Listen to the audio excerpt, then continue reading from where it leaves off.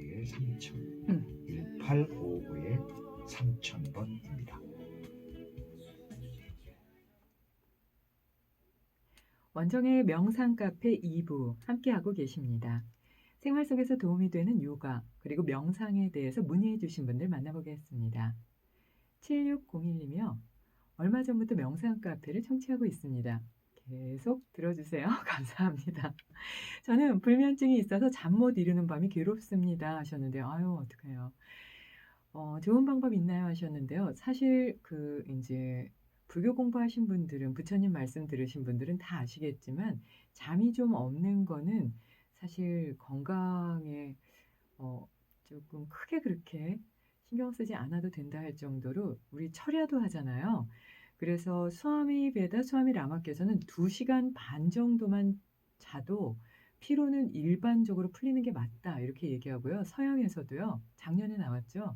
8시간 자는 사람들이 빨리 삶을 마감한다고 합니다. 그래서 5시간이나 뭐 그보다 조금 적게 자는 사람들이 오히려 더 건강하다 하는 이론이 바뀌었거든요.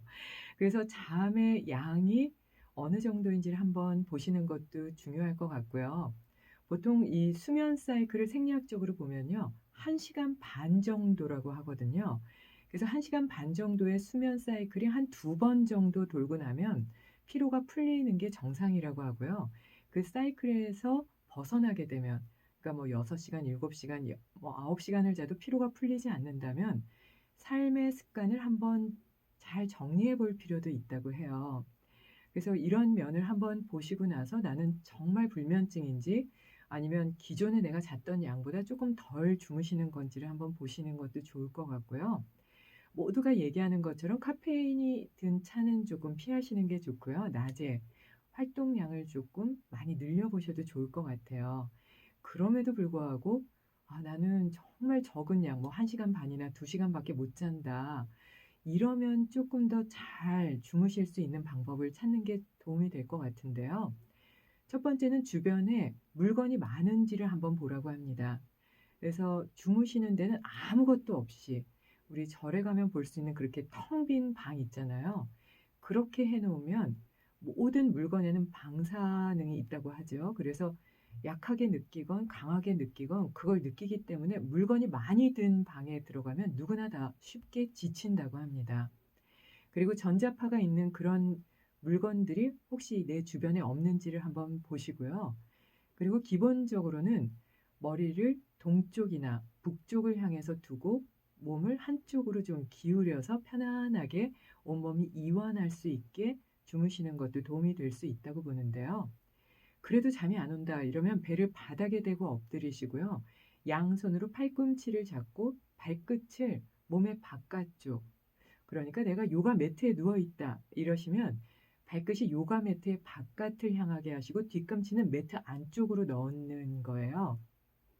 이런 허리와 고관절을 좀 안정시킬 수가 있거든요. 그 상태에서 숨을 깊게 마시고 내쉬고 마시고 내쉬는 복식 호흡을 하게 되면 이걸 횡격막 호흡, 엎드린 악어 호흡이라고도 얘기를 하거든요.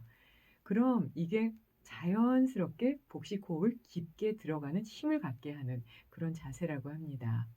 그리고 나서는 천장을 바라보고 부처님이 말씀해 주신 부정관이나 요가에서 얘기하는 송장체위, 사바아사나를 좀 하시는 게 도움이 되는데요.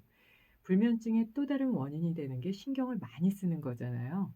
삶의 끝지점을 바라보게 되면 그런 불면증을 좀 해소하는 데 많이 도움이 된다고 봅니다.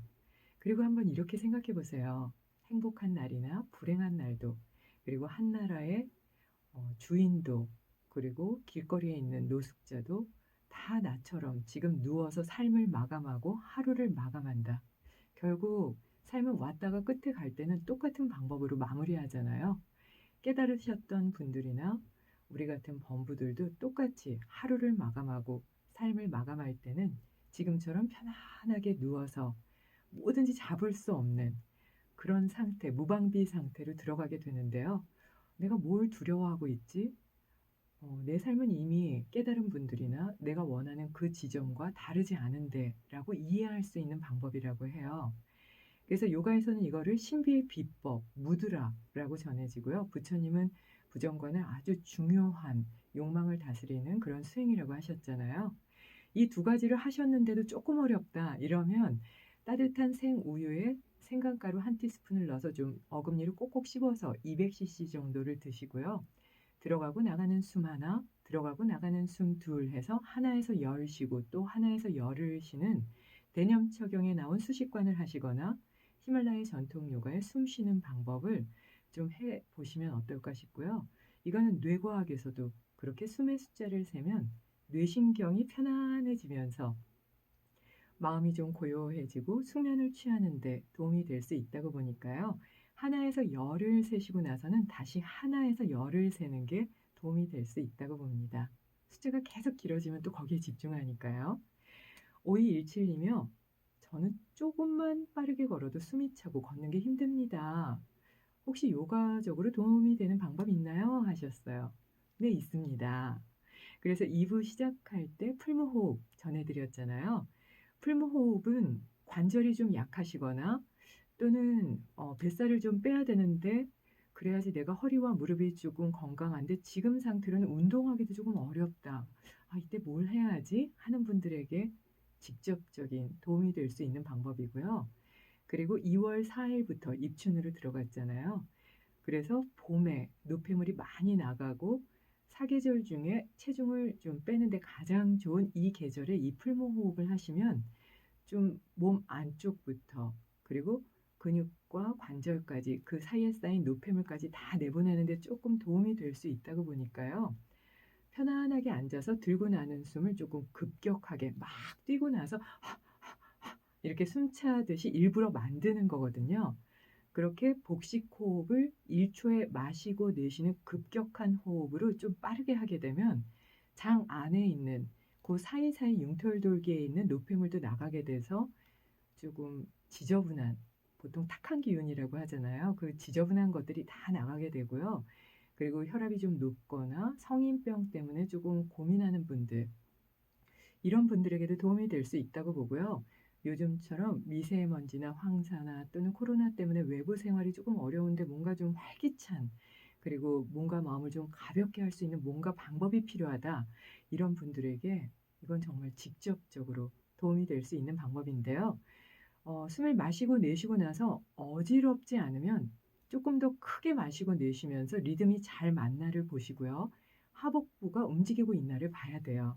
그러니까 어지럽지 않다는 건 뇌까지 산소가 전달되지 않은 거거든요. 그럼 정화력이 많이 떨어지게 돼요.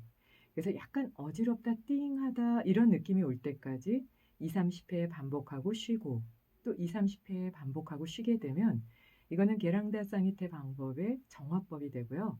이걸 100번까지 하게 되면 인도의 전통의학인 아유르베다에서는 이보다 더 좋은 다이어트법은 없다. 뱃살을 빼려면 이 방법을 해봐라 라고 전해지고 있으니까요. 혹시 필요하신 분들은 시도해 보셔도 좋겠습니다. 음악 듣겠습니다. 마사아키 키시베의 기타 연주곡입니다. 타임 트래블.